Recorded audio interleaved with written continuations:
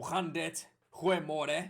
My name is Wildkard. Welcome back to my channel. Thank you for being here and giving me the opportunity to entertain you for the next 15, 20, 30, maybe it'll go for an hour if I talk about the referee. I do appreciate you being here. Today is a bad day for Southerners rugby. Yeah, this is a tough day. I think the rugby gods wants to make the third test across all nations to be exciting. So yeah, he has the money on his mind and decided that everybody in the Southern team needs to lose this week so that there is a decider next week for everyone to enjoy. I think that's the plan from the rugby gods upstairs. Because I don't even know how to explain this. The Wales look like they were in no business of winning this game, and then just like that, Gareth Anscombe comes onto the field, showing why he used to be the preferred number 10, for Wales over Dan Biggar, and came onto the field, brought something different, brought a bit of a spark for the Welsh backline, and that's all they needed. Bit of a spark, bit of a speed with shifting the ball around. And just a little bit of pressure. One opportunity is all he took for Anscombe to send the long ball to Josh Adams and scoring one and only try for the game, to win the match. For the Springboks, I thought there was a lot of really good positive out of the Springbok team. This is a textbook Springboks play this week.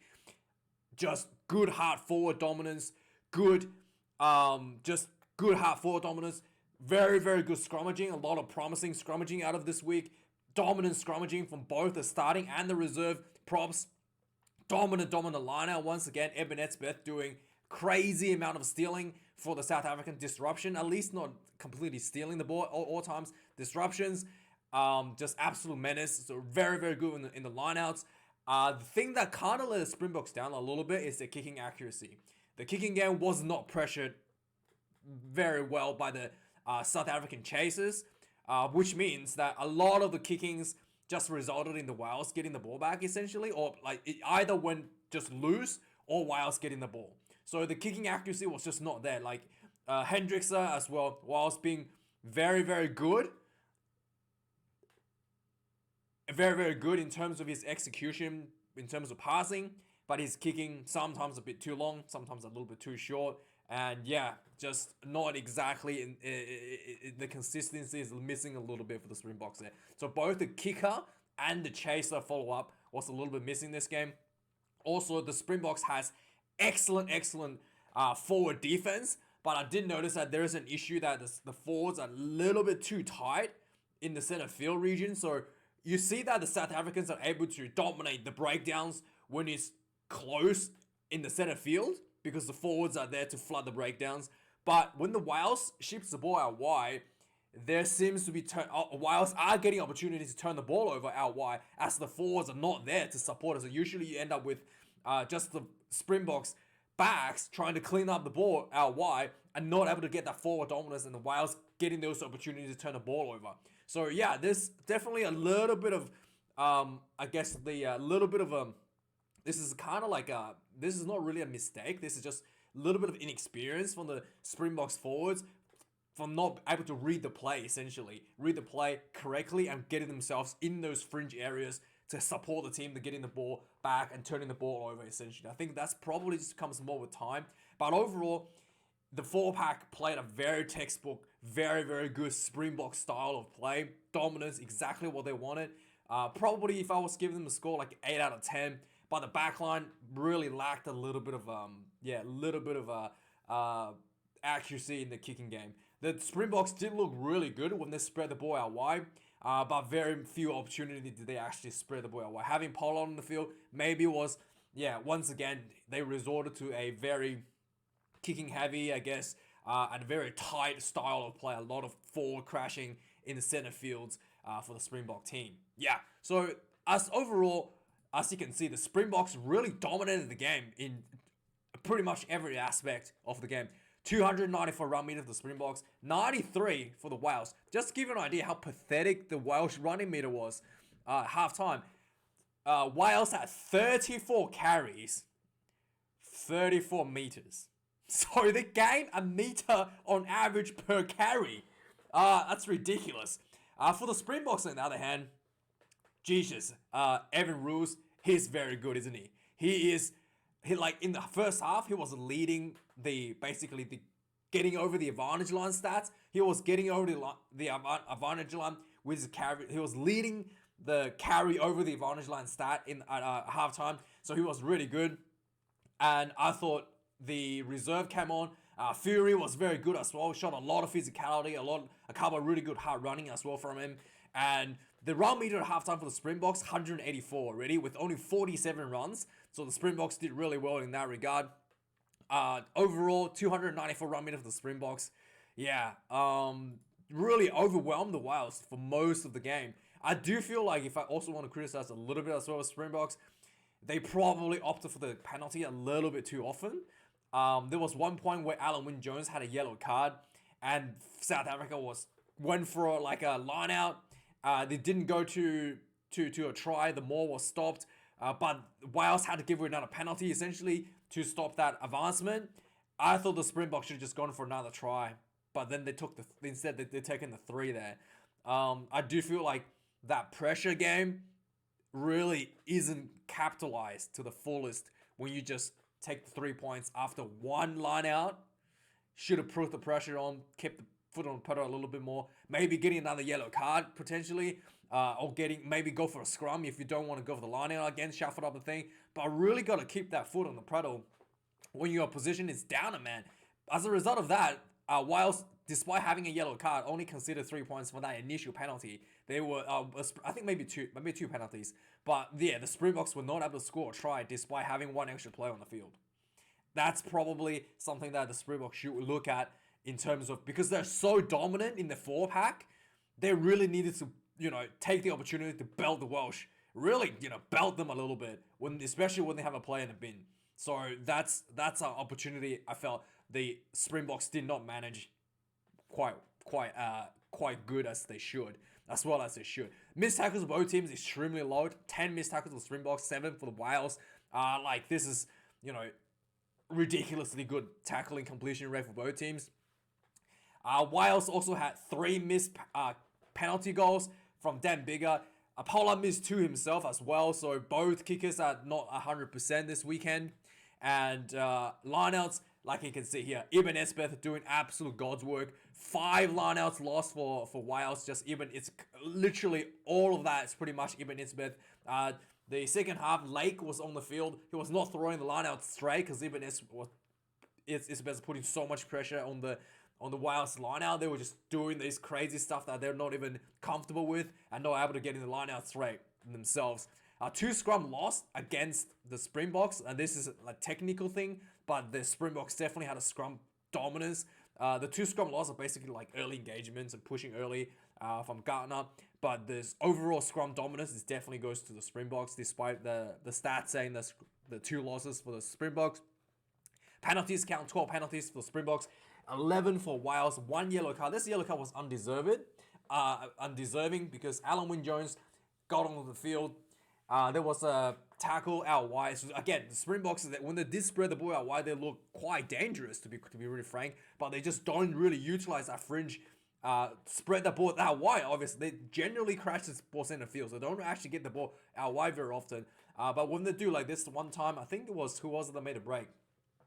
Not Hendricks. What's his name?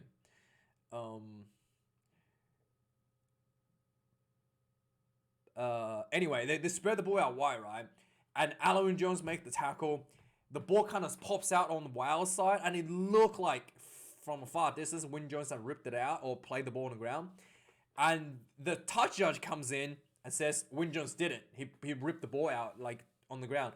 And the referee says, well, touch judge says, you have cynically ripped the ball out while you're on the ground, yellow card. And Alan just, I did not touch the ball. Check the replay. And then after he's been sent off, the shot replay, exactly, he did not even touch the ball. He was nowhere near the ball. The ball just like squirted out the side by itself. And the referee was, the silent judge was just completely making shit up. This was pretty bad, undeserving. He was not happy at all, Alan Wynne-Jones. Getting sent off like that, I don't think anybody would be happy. So, overall, I thought for a team the Springboks put out today, this was a very good effort. The 4-pack especially was very, very good. The back line has quite a bit more work to do than the 4-pack, but I'm pretty confident that this 4-pack that the Springboks put out this week is good enough to play like an international test against any nation. But this backline setup for the Springboks, especially with the kicking game, really not up to scratch quite yet. And yeah, with the strategy that Springboks like to play, that pressure from the kicking game, it really needs to be on point for the 4-pack to do that, to get the reward for the hard work that the 4-packs are putting in for the Springboks. So let's have a look at some of the key moments of the game. Basically, the game kind of started off quite slow. The Welsh gets the first opportunity with a penalty. Dan Biggar kicks this one a minute into the game. So they get 3 points on the goal a minute into the game. And it took 5 minutes for the Springboks to get their own penalty from just inside the Welsh half. And 100 Pollard replies this one. Tick for tack, 3 points to 3. On the 12th minute, Wales gets another penalty. Basically, one of the players were tackled without the ball. So Joseph Dweba tackles a player without a ball, just a penalty. Dan Biggar tries to kick this one and he misses this one. This is a pretty easy kick. It's a bit far, like 40 minutes out. He misses this one. On the 16th minute, Pollard gets an opportunity to kick a penalty for the Wales collapsing a scrum. So South Africa already started to show that scrum dominance early into the first half. This is a big kick, again, a bit further out, almost like identical locations on the opposite side of the field. He kicks this one, misses as well. Pollard showing that his tick for tack is missing as well, with his opportunity to go for this for the second penalty. On the 20th minute, the TMO checks a high shot on Joseph Dweba. No foul play, little bit of clip on the chin, but the tackler was really low. I thought this was the right decision. No foul play there. On the 21st minute, Nikanye gets new boots. Apparently, they was having a little issue slipping off the ground. On the 23rd minute, there was Wales was just Springboks again showing that forward dominance, putting a lot of pressure on the Wales inside their own half, and Wales was getting a warning for offsides inside their own half by Gardner already. So Biggar has to have a chat with his team. So the Springboks, seeing this panel, this warning by the referee, decided this is a really good decision. I applauded this decision. Decided to go for 5-meter line out instead of 3 points. So they go for the line out. Joseph Dweba, second test, a little bit nervous, throws the line out not straight. Yeah, this was a bit of a bummer. On the 25th minute, the Springboks gets penalized in the scrum, clearly showing dominance, but they just got a little bit too eager to push that scrum and got penalized for the early push.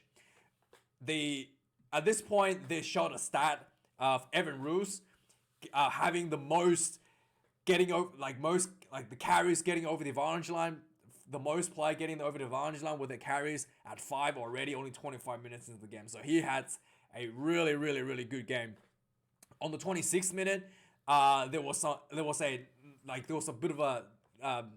nice little turnover for the Springboks. They get the ball, just a little pass out wide to Joseph Dweba. He runs down the sideline. I was really, really excited to see the big man running down, fly down the sideline, and Dan Biggar comes to try to tackle him. He just literally tried to maul him down. This was awesome. He just literally mauls Biggar down as Biggar was trying to tackle him. Eventually, the ball comes to spout. Biggar picks up the ball. He gets tackled out to the sideline. Springboks gets another opportunity to throw the ball inside the Wales, inside the Wales half essentially. So again, following this line out, the Springboks were not able to advance. I think the Wales gets the ball turned over, and then it ended up with ended up with both teams not able to clean up their opportunities, and the first half finished 3 points apiece. So one of the notes I have here at halftime is that there was a lot of high balls being kicked in the first half, and neither teams were able to clean up the high balls cleanly. The Springboks is struggling a little bit in the first half with them more. Wales has done really well to defend it.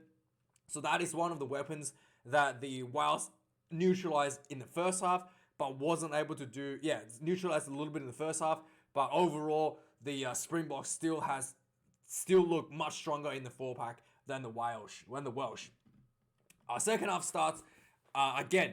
A lot of high balls being kicked, low pressure. I call this low pressure high balls in the second half as well. So 2 minutes in the second half, the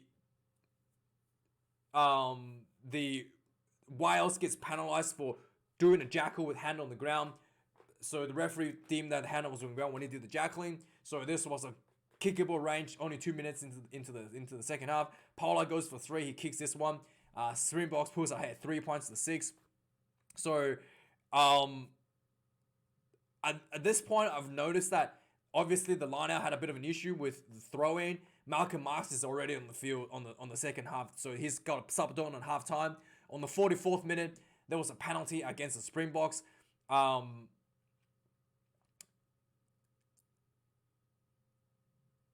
What happened here? Yeah, so this was again a poor kick by the Springboks' own demise, essentially. So basically, Hendrickson tried to kick a box kick, and the ball basically went straight up into the air. And I think one of the Springboks props basically just thought, he wasn't thinking, he wasn't in the ruck, thought the ball went further down the field, so he started running down the field. And basically what happens is if the ball goes straight up in the air, you can't chase that. You're in offside position. If the ball lands within 10 meters of where the ball was kicked, any player that was in front of him has to basically move back. So this player had no idea where the ball went, start running forward, penalty for advancing, penalty essentially for offside. So this was a really soft penalty, but it wasn't really his fault. The commentators made it sound like this was the prop's fault, but it wasn't his fault. From the replay, you can see it. He wasn't even looking. He was just running forward, trying to figure out where the ball went, actually, but the ball went straight up. So this was actually a poor kick from Hendrick's side, in fact, that resulted in this. So this was inside the Springboks half, so bigger kicks for 3. He misses this one. Yeah, so this was a kickable one. He misses one. So yeah, this is a get of a job for the Springboks. On the 48th minute, there was there was a bit of there was another turnover for the Springboks at the breakdown. Again, the basics for the Springboks has been really, really good this game. Just the breakdown work, the lineouts, the scrummaging, just all very good basic stuff. Hard running. It's just the back line, the kicking game, just really not on point to capitalize this advantage. On the 52nd minute, the Springboks worked, the forwards again worked really hard, earns another penalty for the Springboks. Pollard kicks this one. The Springboks pulls ahead 9 points to 3. Fury is on the field. Let me just get his name. I keep thinking his first name is Jack, but I know Jack Fury is a different player. It's his name. What's his name? Dion Fury. Yeah. So Fury gets on the field. He's just looking really good, carrying the ball, running really hard into the defensive line. On the 56th minute, again, very few opportunities the Springboks had when they spread the ball out wide. They created a lot of forward momentum when they did go out wide. So the ball went out wide, looking really good. I think it was, who was it? Let me just try to get the player up. I think it was I don't think it was Haaland. I think it was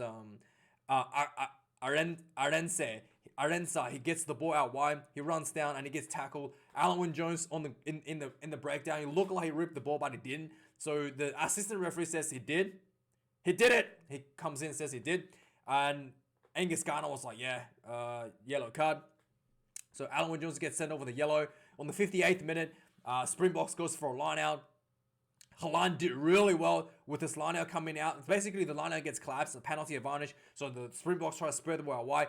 Haaland actually did really well with the ball. He runs, he cuts out, cuts himself out wide. He sees there was only 2 defenders left in front of him. So he cuts out wide to try to draw the final defender out before he throws the ball to Arensa. And then he tries to throw the ball one hand. The ball just slipped out of his hand. Should have been a try there. That was a bummer. I was really bummed out by that one. On the 60th minute, Eben Esbertha was putting a lot of pressure on the Wales lineout. Wales just starts throwing the scrum lineout not straight. And then at this point, the new props came on for the Springboks, and Kutnu comes onto the field, and he's already showing some big scrummaging. I was really impressed. He gets that first scrum pack down. Just a big scrum for the Springboks. Immediately, I think it immediately gets a penalty there. Really, really good. On the 64th minute, another not straight by Lake from the Wales due to Eben Esbeth putting a lot of pressure on him. On the 65th minute, Wales gives away another breakdown penalty near the sideline, but Wales gets a breakdown penalty near the sideline. Gareth Anscombe comes in, slots this one, puts Wales back up 6 points to 22, 6 points to 12. On the 68th minute, there was a 40-meter line out. Ibn Eswed gets a little bit too excited here. I think he's probably getting a bit too cocky, stealing some of those, disrupting those lineouts, quite a few lineouts in a row now.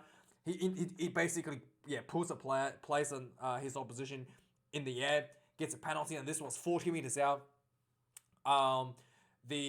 What's his name? Anscombe tried to kick this one, goes wide. So another missed opportunity on the 68th minute. 73rd minute, Pollard looks like he tried to do a crossfield kick and he pulls his own. Look like he put his hamstring, but it looked like he probably just cramped. But it looked pretty bad when he kicked it. He literally went down, but he's okay. He gets taken off. Damian Willemse, best player in the Springbok team, goes to 10. He was at 15, gets put into 10. Yeah, he gets to play 10 again this week. On the 75th minute, what is it? Yeah, 75th minute, and Kutnu, the new pop, comes on the field, looking really eager because he's like clearly dominating his opposition. The ball goes in and he just completely like corks himself sideways, boring in. He pushes it sideways, got a bit too eager there, pushes in sideways. He did not adjust his own body position when he was going in an angle. He just pushed straight in, really obvious in front of the referee. Gets penalized for boring in. But he did have the dominance, so I felt like, he just needed to work on his technique a little bit there. So that was a little bit of disappointment on the 75th minute. So following this scrum penalty, Wales decides to go for a 5-meter line out. They kick the ball for a 5-meter line out. The more comes in. The Springboks collapses the more penalty advantage. At this point, I was like really chewing my fingernails off my bone, right? Off the bones of my fingers. I was really getting nervous. Few crash balls in front of the goalpost. The ball comes out. A nice little loop behind ball to the halfback. Halfback passes to Anscombe. Anscombe with good vision sees the space out wide with Adams. Big cutout pass to Josh Adams on the wing. Runs in, puts the ball down, try. Anscombe slots this conversion from the sideline. Unlike Bigger last week, who failed to kick the penalty from the sideline. Not on the sideline, that conversion from the sideline. He slots this one. 13 points, 12 with a minute left. Now, this is a very big controversial finish. The kickoff, Wales drops the ball. So Springboks gets one opportunity for a scrum. And it looked like Springbok tries to go for a scrum penalty. There was a lot of pressure in the scrum. The ball went in, and the scrum kind of just held for a second, and then you clearly look like the Wales scrum folded in. But the referee says, play on. No penalty. And the ball comes out a few phases later. Vincent Koch drops the ball. But I thought that was a scrum penalty there. Yeah. So, let me know your thoughts of that decision. Angus Gardner, he is a very solid referee. But that decision he should have blown the whistle there, I think. It was pretty obvious the Wales scrum went down. Or a repack. Because that's a very, very important moment in the game. And the Springboks would rather a repack when the scrum goes down than to be asked to take the ball out and try to run the ball. Because that was really a bad decision from Gardner. I think he should have gone for a repack there. At least a repack, not just... if not a penalty, they should have gone for a repack. But that's my thoughts. I think the Rugby Gods wants a decider next weekend. Wants to have bigger record television views next weekend. So that's what we're going to get. We're going to get biggest ever TV audience next weekend. And let me know your thoughts, guys. Like, comment, and subscribe. Appreciate you being here. And see you guys next week. Cheers.